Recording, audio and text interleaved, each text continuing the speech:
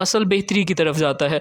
देखिए, अगर हम सिर्फ एक्सरसाइज करते रहेंगे स्ट्रोक के अंदर, ये करंट और स्टिमुलेशन, मसल एक्टिवेशन, ये चीज़ों पर फोकस नहीं करेंगे, तो पेशेंट को एक लंबा अरसा लग जाता है सिर्फ वर्जिशें करते हुए, लेकिन वो बेहतर नहीं होता।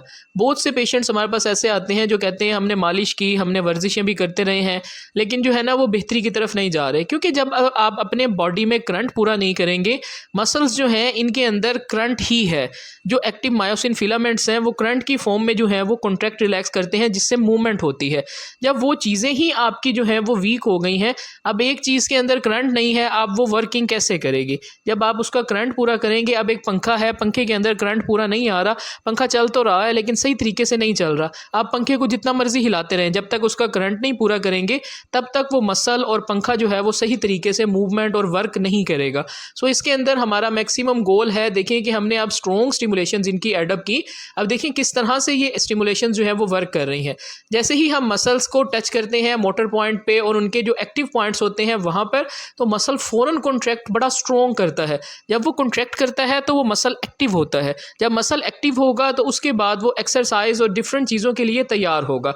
अब देखें कि इनका जो पाँव है वो अंदर की तरफ मुड़ा रहता था, अब हम इनके जो बाहर वाले मसल्स हैं उनको स्टिमुलेट कर रहे हैं, तो उससे क्या है कि पाँव जो है वो, अब ये टीए मसल को जब हम एक्टिवेट और स्टिमुलेट करते हैं इसके मोटर पॉइंट और ओरिजिन पर, तो यहाँ से देखें कि पाँव किस तरह मूव कर रहा है।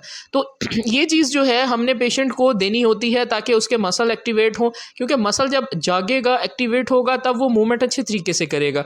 जब वो जागेगा ही नहीं, जब देखें कि आप किस तरह से अच्छी कॉन्ट्रैक्शन है, अगर ये कॉन्ट्रैक्शन नहीं मिलेंगे तो आप एक्सरसाइज से क्या एक्सपेक्ट कर सकते हैं। सो हमेशा जिस भी फिजियोथेरेपिस्ट से आप अपना ट्रीटमेंट ले रहे हैं उनसे मैक्सिमम मसल स्टिमुलेशंस लें, क्योंकि मसल स्टिमुलेशंस ही आपके मसल्स को जगाएंगी। उसके बाद जब आप एक्सरसाइज करेंगे तो वो चीज़ आपको फ़ायदा देगी। So muscle stimulation is very very much more important, क्योंकि ये आपको स्टिमुलेट करती हैं, आपके मसल्स फाइबर को जगाती हैं, आपकी नर्व्स जो रगे हैं उनको जगाती हैं, आपके ब्लड फ्लो को इंक्रीज़ करती है, यानी कि आपकी खून की रवानी जो एक जगह पर मूवमेंट ना होने की वजह से कंप्रोमाइज़ हुई है, रुकी हुई है, तो ये उनको एक्टिवेट करके ब्लड सप्लाई भी बेहतर करती हैं, और साथ में आपकी जो मसल फाइबर हैं यानी गोश्त के जो रेशे हैं उनको भी बेहतरी की तरफ लेकर आती हैं।